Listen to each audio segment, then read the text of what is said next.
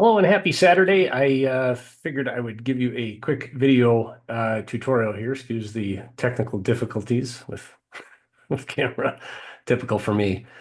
Technical difficulties. At any rate, there's not a ton going on, but there are things happening underneath the surface that I think continue to either surprise or confound a lot of people, um, especially those who are hyper fixated on the current economic the current economic conditions that people see, right? So inflationary, unemployment starting to tick higher, um, all sorts of stimulus that's hitting China, of course, here in the United States with interest rate cuts. And most of the time, when we see stimulus starting to get pumped into the economic cycle from various central banks, is a hint that maybe something isn't awesome.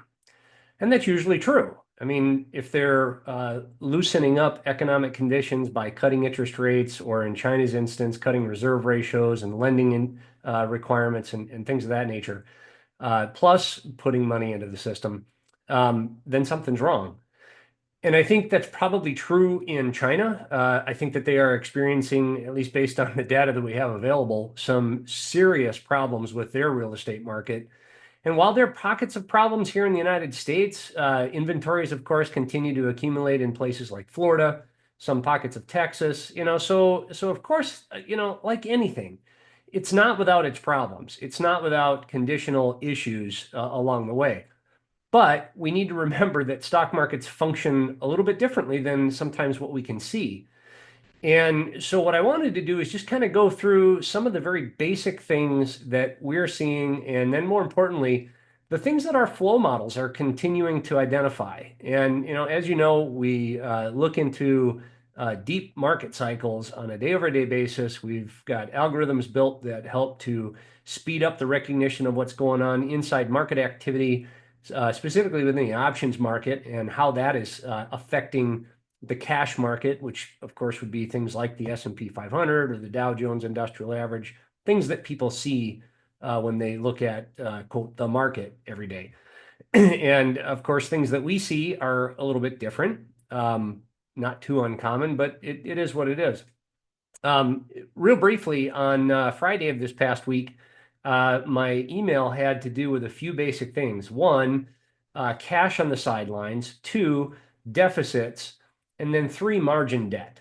And I know those might seem fairly obscure and perhaps not connected in any way, but stock markets look at things different. And I would just caution anyone who's overly concerned or worried, at least currently, about the election cycle. That's a big deal right now. It's on everyone's mind.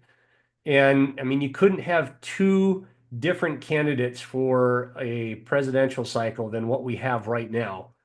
And I think that's hugely important for us to recognize and understand, specifically how it might affect the economic cycle, the taxation cycle, the job cycle, the immigration cycle. I mean, there's all sorts of things to consider, and they're both extremely different.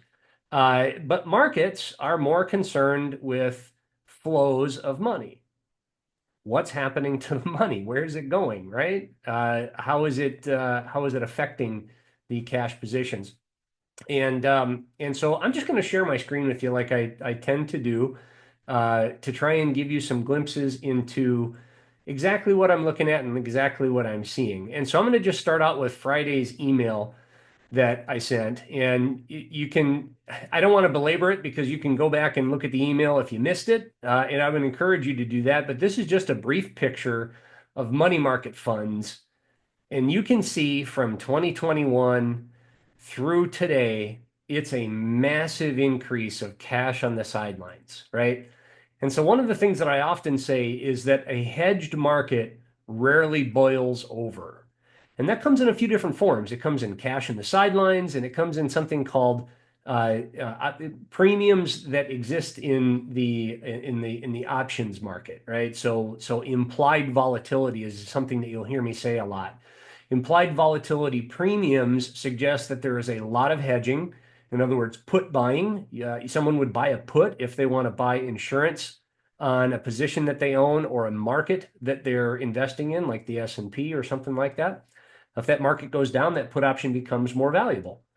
And so put options create an environment where dealers have to, in essence, do the opposite, right? And some of that has to do with how all sorts of Greek letters in the options market function. And you've heard me talk about gamma and things like that before. So I don't want to go there, but I just wanted you to see and understand the amount of cash that's on the sidelines. Some would say, oh, well, that's all an effect of the election. Everybody's afraid. Well, I don't know. If that's true, then that had to have started in December, January of 2022 into 23. I mean, you can see a pretty big jump in that cycle here, right? So, I mean, March was a huge jump in 2023. And nevertheless, you can't blame this on China. You can't blame this on the election. You can't blame this on much of anything other than, for whatever reason, people accumulating a tremendous amount of cash in the sidelines. And so, again, you hear me say a hedged market rarely boils over. Well, this is one of the reasons of hedging, lots of cash. Another form of hedging are those implied volatility premiums that I talked about. The other issue within Friday's email was deficits. And obviously we have huge deficits, and civilly speaking, that's a problem. And I recognize it, but spending 7 percentage points of GDP more than you take in is actually extremely bullish for the stock market and for businesses. And again, as I wrote in my email, that doesn't mean that it's a good thing. It just comes to recognize that when you have that much of a deficit situation, it tends to push markets higher. And I mean, you can see what happened all the way back into the 40s. You can see how these bumps in deficit spending popped up and created an environment where markets took off. So I would suspect and I would suggest that we are entering into one of these global liquidity cycles. And you can go back and review one of the emails that I sent a number of weeks ago, and it actually showed you a global liquidity cycle scale of what's actually happening right now and where the trends tend to move. And we're literally just starting a global economic expansion cycle, or a global liquidity expansion cycle. And no more clear is that seen than what we've got going on right now with the Federal Reserve cutting interest rates and with the Chinese literally throwing the kitchen sink at everything. And I do think there are some serious differences between China and us. Their real estate market is a train wreck. Their one-child policy that they held for years and years and years is creating a massive demographic problem, and they're recognizing that, and I think that they're taking steps to try and correct it. But that doesn't happen overnight. That stuff takes a long time, and so China is a very, very different scenario than we are here. And also one of the charts that I shared this week in my morning emails showed the difference, just as an example, between India and China in terms of investing in their market since 1993. And the difference is stark. I mean, it's dramatic. China has been a terrible place to invest compared to either India or, in fact, the United States. So that's that. The last thing that I wanted to point out, just in terms of how a market structure is structuring itself or pushing itself into a situation where there's a lot of bullishness underneath the surface of what we see going on. So a lot of cash in the sidelines. Hedged markets rarely boil over. We've got implied volatility premiums on major markets. We've got a situation where there is serious deficit spending, which again has problems of its own, but the problems don't manifest themselves in stock markets. And the last one's margin debt. And what we can see in margin debt is a dramatic drop. Now, what is that called? That's de-risking. That's a situation where investors, hedge funds, major institutional investors, people that invest with a tremendous amount of firepower, have de-risked, have slowed down, and margin risk coming down, de-risking, as we call it, that has gone on here recently, is actually one of the largest since October of 23, last year. Now, what's interesting about that? Well, what's interesting about that, of course, is that October of 2023 happened to turn out to be the low in the bear market cycle. And so I think that that's an important thing to consider for people who are concerned, worried, or nervous about how the election may or may not be affecting things. Remember, markets don't necessarily get too wrapped up in the election process. And I know the pundits will tell you differently. I know it will feel different from time to time. And certainly when you have a difference in candidates like what we're experiencing right now, there is a fairly large potential economic impact between the two. So I'm not saying that the election doesn't have an effect. It can, and it probably will. However, these things are bigger, right? Lots of money coming into the system from Fed rate cuts, lots of money coming into the system from China, literally flooding their market with cash and rate cuts and lending capacity and all that stuff. And then of course the reduction in margin debt, the degrossing, the implied volatility premiums, all the stuff that I've talked about, right? Deficit spending, yada yada yada.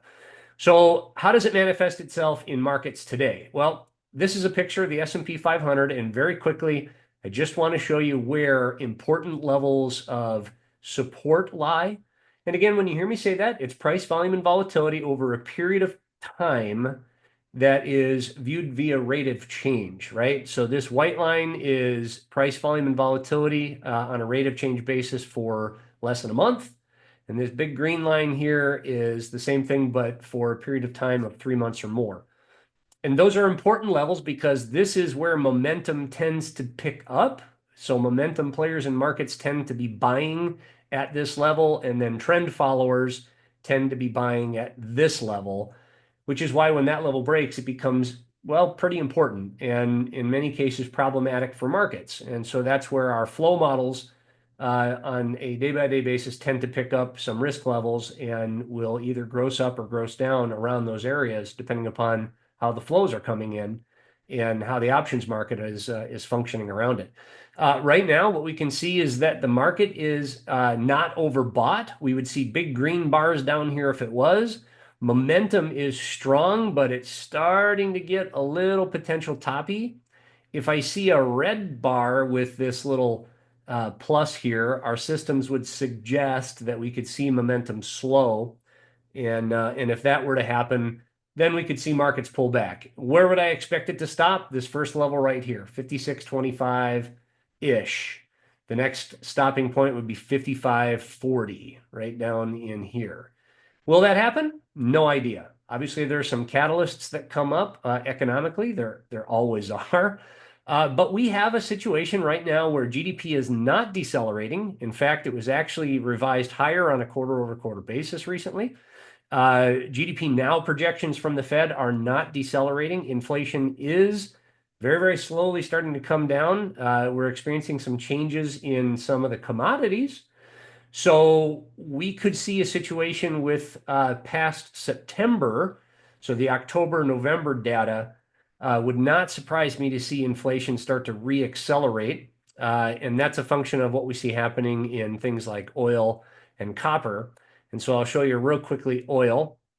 And you might remember emails that I was writing back in here on September 10th and 11th that it wouldn't surprise me to see oil bounce up to this trade level. Again, rate of change of price, volume, and volatility on a period of less than a month. And at that time, that number was about 73, 74. And look what happened. It's not magic, it's just math, and it's just how markets work when there are momentum players in the system. And it came right up to that level and it failed pretty hard. So that's interesting. Now it's bouncing. Wouldn't surprise me to see it hit this level again, which is now down to 71 and a half per barrel. And if it does and it falls, okay, that tells us that not necessarily that the economy is weak, but it's not telling us that the economy is strong either. If it breaks above that, then it's reading inflation is starting to reaccelerate again. And so far, oil is not saying that. Copper, however, is saying that. And you might remember, again, in previous emails, I said that, hey, if copper breaks up above, sorry, I'm going to give you the futures number here. If copper broke up above this level of about 427, we probably are seeing copper starting to identify that there's potentially a reacceleration of inflation. And it's interesting that it popped above that level right here, mid-September.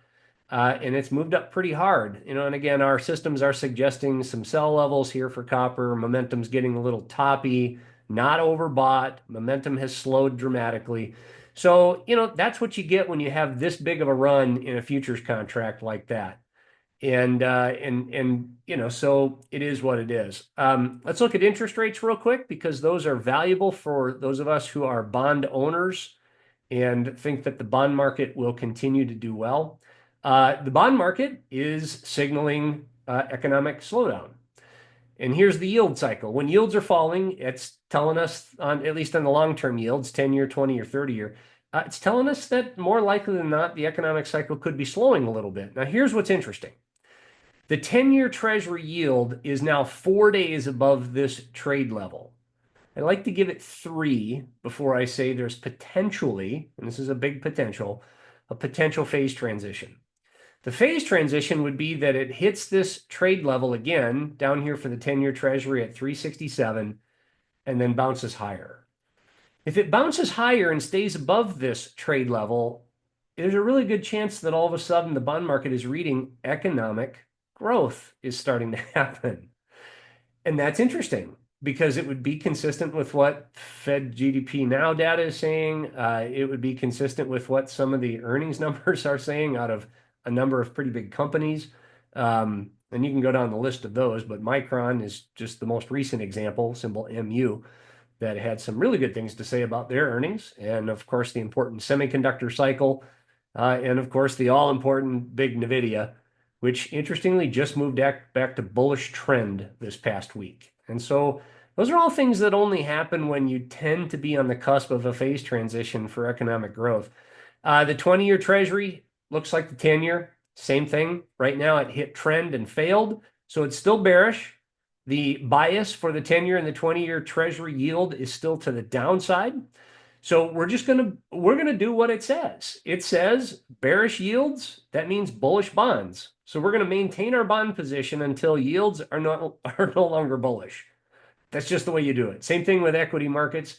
You stay with the trend until the trend is no longer your friend, right? Until it moves into a bearish condition. And right now, it's a coin toss. It really is. So the market's trying to figure out, is inflation really decelerating or is inflation reaccelerating? Is growth accelerating or is growth decelerating? And right now, we've got kind of a Goldilocks where we've got inflation decelerating and we've got growth slowly accelerating. Now, it's not burning the barn down, but it's happening. And so when you look at the data, you count the beans on a week over week, month over month basis, you're finding a situation where you have this sort of a Goldilocks scenario. Now, if growth were starting to roll over or slow down and decelerate on a noticeable basis, well, that'd be stagflation. And it wasn't that long ago where it very much looked like that. But oil failing where I showed you is interesting. That starts to cause me to believe that maybe stagflation isn't the more probable outcome, but maybe this Goldilocks cycle is more of a probable outcome through Q4. The 30-year yields, which of course are very important to mortgage holders, and of course 10-year yields too. The fact that all these failed at trend is important and valuable. And of course, volatility for the bond market is bearish. So when volatility is bearish, when yields are bearish, that's bullish for bond prices themselves. And when you have that, like I said, you stay with it and you just keep moving forward. And that's that. Volatility just keeps getting squished. Now, this is the VIX index. You want to look at the VIX index in points. You don't really want to look at the index in percentages. And I know most of us would look at things in percentages for market purposes, and that's true. You typically want to do that. But with the VIX index, you look at it in points. Right now, the trade level's at 19.43. What do I think? I think it hits that and fails, and we see volatility drop. Now, the volatility structure is going to change this next month. It's been like a wet blanket holding volatility down throughout all of September, and you can see that manifested itself here as it just hits trade and falls and hits trade and falls, and it just keeps going. If it pops above trade, then the first stop is going to be trend at 26. Could the market go up with volatility up? Yes, it could. Could we be in a situation where we get a spike in volatility that causes a bit of a freak out, like what happened on August the 5th, which is back here, or on September the 6th, which is right here? And the answer to that is yes. Both of those situations could happen. And the main reason why that's possible is that the VIX term structure is in what we call backwardation. Front month is above next month. Now, is that a problem? Not right now. But if that goes on for another 3 or so days, right now, this is the 8th day of backwardation for markets. This isn't normal, right? It's like a yield curve that's upside down, where short-term interest rates are paying more than long-term interest rates, which we were in for the longest of time, longest in history, in fact. We're out of that now. Is this a problem? It's not yet. But if we get another 3 or 4 days of this, then it could be a scenario where this VIX index pops higher, scares the pants off of people, hits trend, and then falls apart again. If that happens, and I don't know that it will, and you just never can tell what markets are going to do, but if that were to happen, I would suspect our flow models would see it coming for what was happening in the options market, and we would start to degross a little bit, which we did slightly on Friday.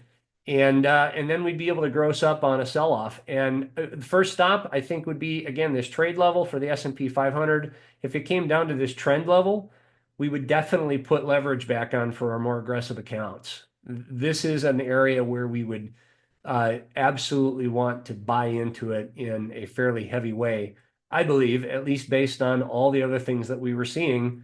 Like I said before, implied volatility premiums, the cash on the sidelines that, again, with interest rates getting cut, that cash is going to get treated less well. And look, I've always said money goes where it's best treated. If interest rates continue to drop, which we know they will, the Fed has tipped their hand. They've told everybody what they're going to do. In fact, the Fed funds futures markets are now at a 60% chance of a half a point cut in November. That's way higher than what it was right after the last 50 basis point cut. So we'll see how that goes, right? We'll see if whether or not that happens. But that cash is going to start getting treated less well. And that's more likely than not going to force people into the market. It's going to force them somewhere other than sitting in cash. And that's not a good or a bad thing. It's just what it is. And so we're going to wait for our flow models to tell us what's actually happening underneath the surface of price, and then we'll act on it. And again, the margin debt issue, the deficit spending going on, of course, all the uncertainty that is existing currently and continuing with Russia, Ukraine, Iran, Israel, Hezbollah, the Houthis, you name it. I don't even know how to pronounce some of these things, but they're out there. And then, of course, the massive uncertainty that is rolling about like crazy here in the U.S. with the election. A wall of worry is important for the equity market. Always has been, always will be. Markets climb a wall of worry. Doesn't mean you don't have some days to create worry for people that are hyper-focused on nothing but all those worries, but those tend to be buying opportunities, and those tend to be situations that we can take advantage of. And so we're going to see. If it is a buying opportunity, we're going to rely on our flow models to pick it up, identify it, and we'll move on it.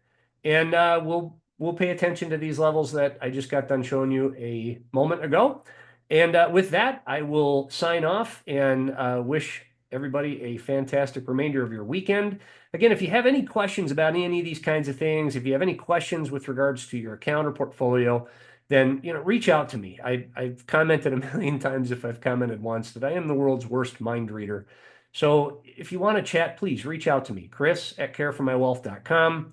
You can call us toll-free, 866-596-9886. Each of you who I am blessed to work for as clients have my cell phone. Feel free and use it.